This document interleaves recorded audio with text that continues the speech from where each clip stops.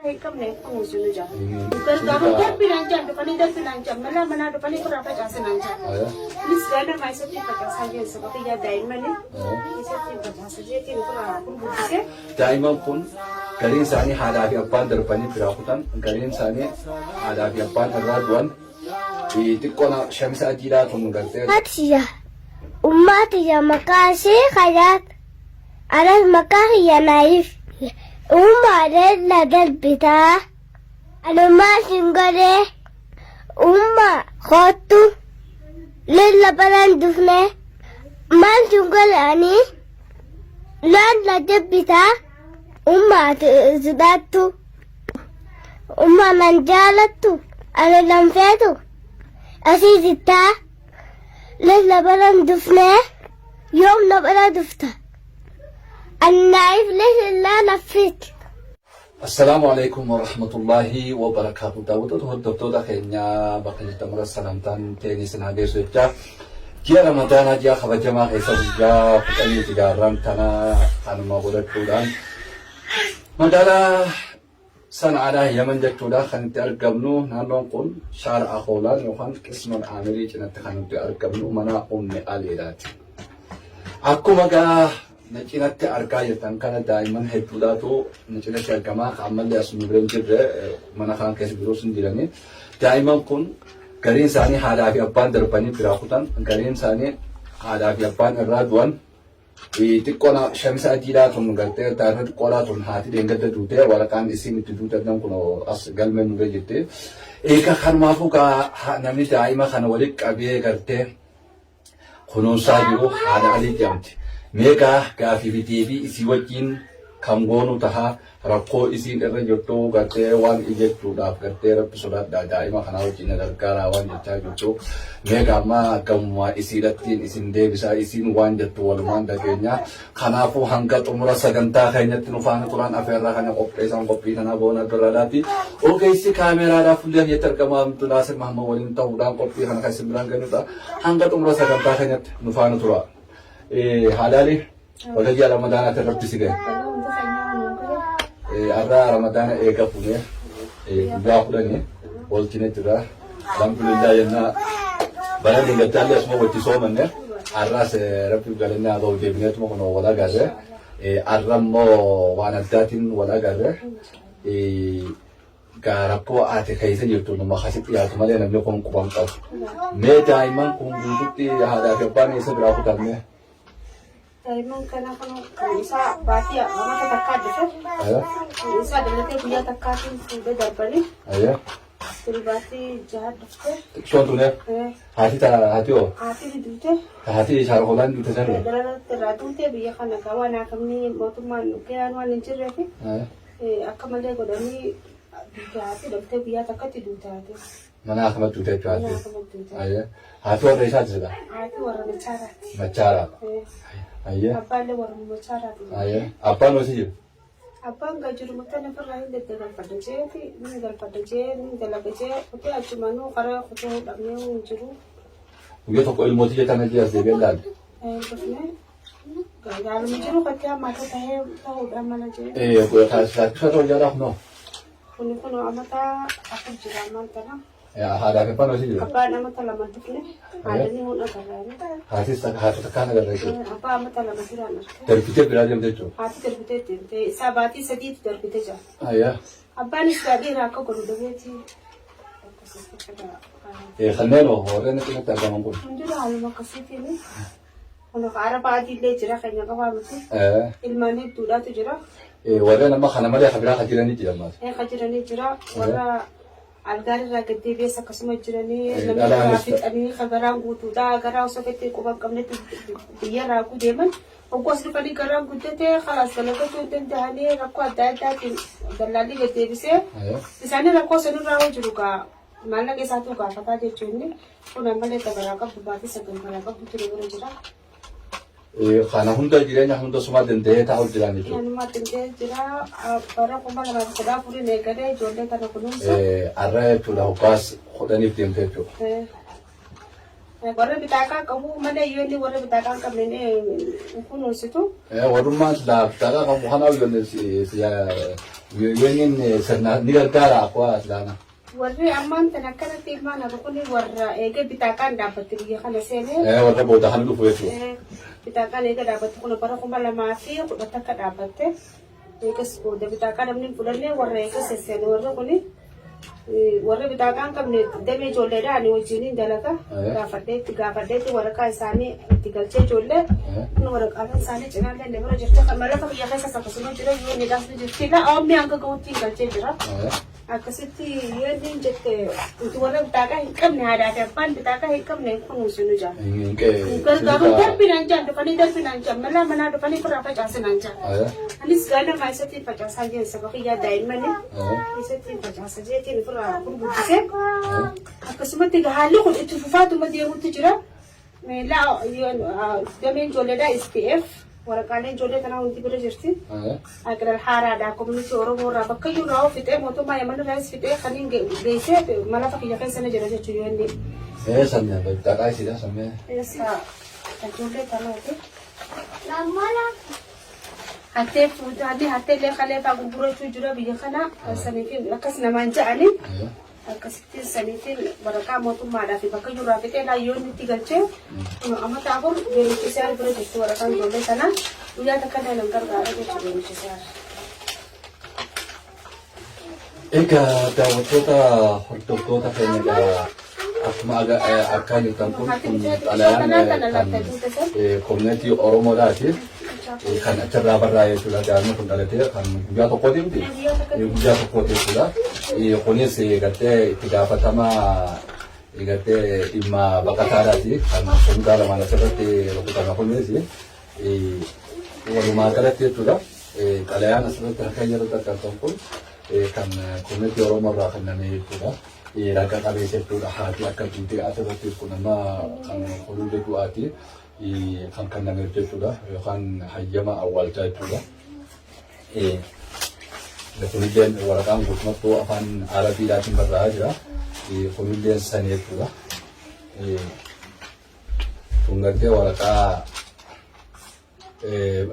bakka isin xiyyaatee jechuudha misheeta sabeen kun mana yaalaa sabeen jechuudha. Afaan Oromootti mana yaalaa sabeen guddaadha yookaan afaan Arabaatti misheeta sabeen dhalateetu daa'imni sun dhalateetu kun xalayaan kan isaaniiti jechuudha.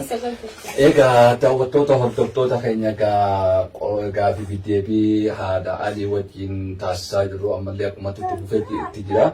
Akkuma argaa jirtan daa'imni shamisii adii kusoo qabdu kun guyyaa tokkotti haati irraa duute jechuudha. Amma achi as deemeeqa?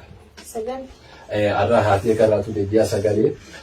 Walumaa galatti egaa haati Alii wanni jechaa jirtu daa'imni kun Oromoo irraa dhalatee facaasuunis natti ulfaate. Kanaafuu anumaatu mana kiyyatti ilmaan kiyyaa wajjin kunuunsaa jira. Akkuma beekan haati Aliitii haadha ilmaaniiti. Kana gubbaadhaan ilmaan jira kana kunuunsaa jirti. Kanaafuu egaa haalli an keessa jiru ilmaan kanaa wajjin hedduu natti ulfaatee jira. Na dhaqqabaa na bira dhaabbadhaa dhagaa hawan isin jechaa jirtu. Mee ammallee gaaga'uma isittiin isin deebisaa. Dhimma akkumarraa baasan jedhanii gaamee waan isin jettu walumaan dhageenye. Mee gaammaan tan akka ati jechaa jirtu daa'ima dila kanaa wajjin ilmaan kiyyaas amma ilmaan kiyya ammas keessaa hundi jiranii kanaa wajjin ammallee dubartii garaa qabdu tan daangaarraa gad deebitee saaruu qaamii gamtee xiinseetu jira. Kan hunda waliin qabeetiin jiraachuu jiraati. Oromoon na qofaa miti rabbi sodaadhaan cinaa dhaabbadhaan ammati kan ammaa jechaa jirtu jechuudha. Mee kanarratti uummata ammaa jechuu feeta.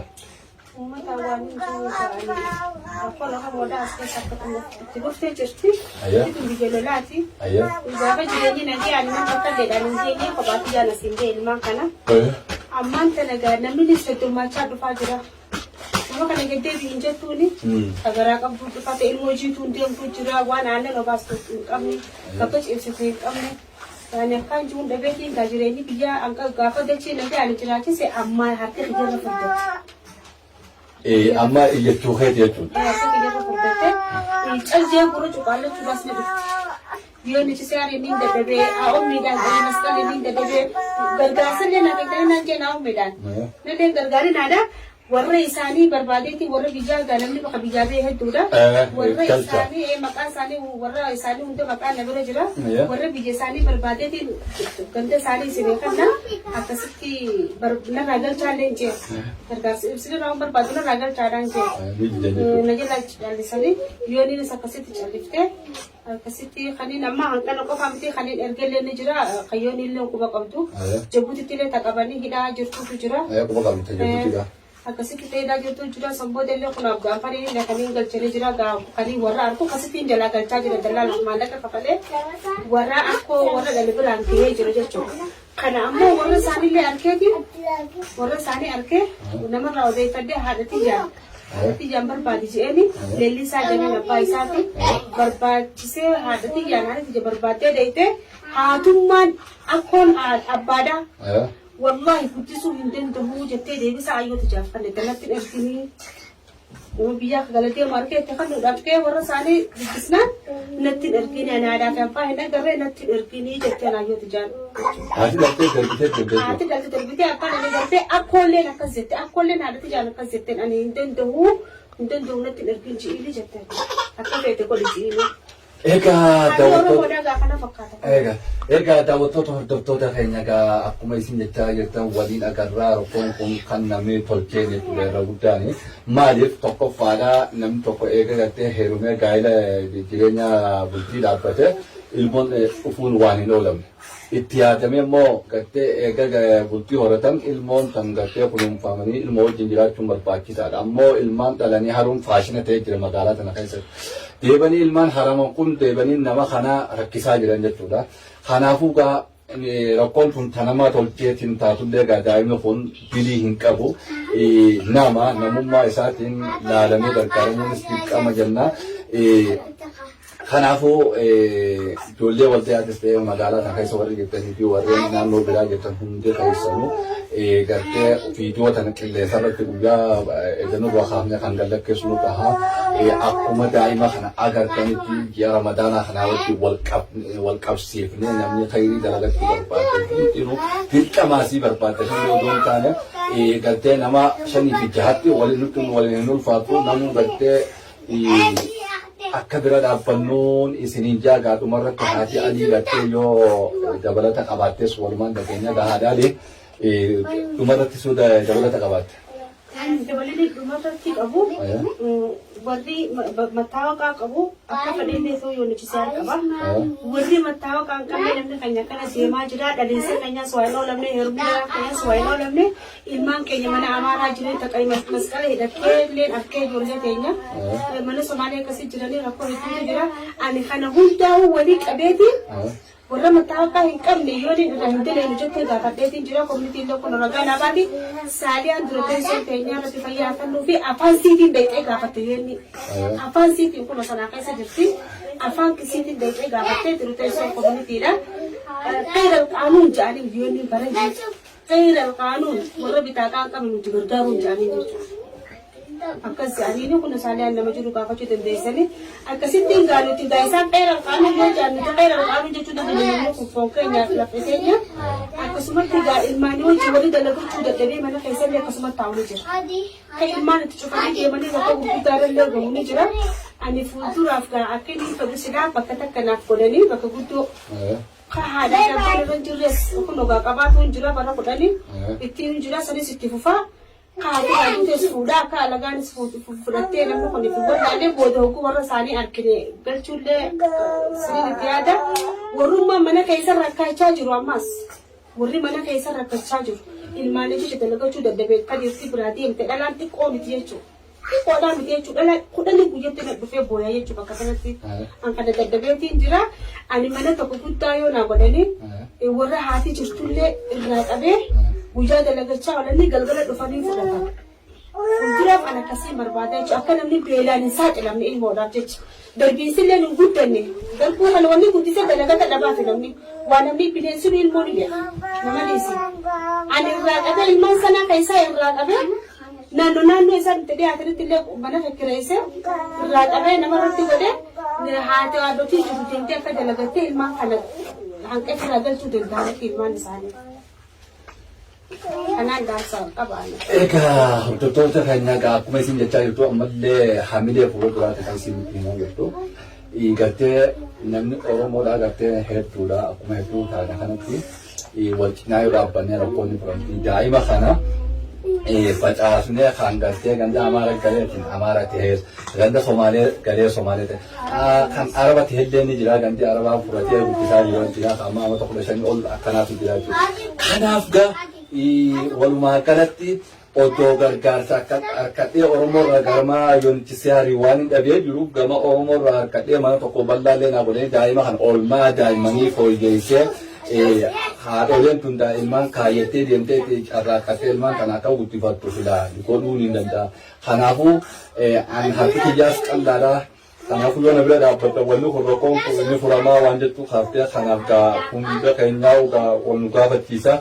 Egaa daawwattoota hordoftoota keenya egaa qophii har'aan garuu mana haadha Alii Ramadaana guyyaa 10 sababeeffannee achi dhaqnee goona kanuma fakkaataa ogeessi kaameeraa kiyyaa Abdunaa Salaamaatiin qopheessaan qophii kanaa goona birraa.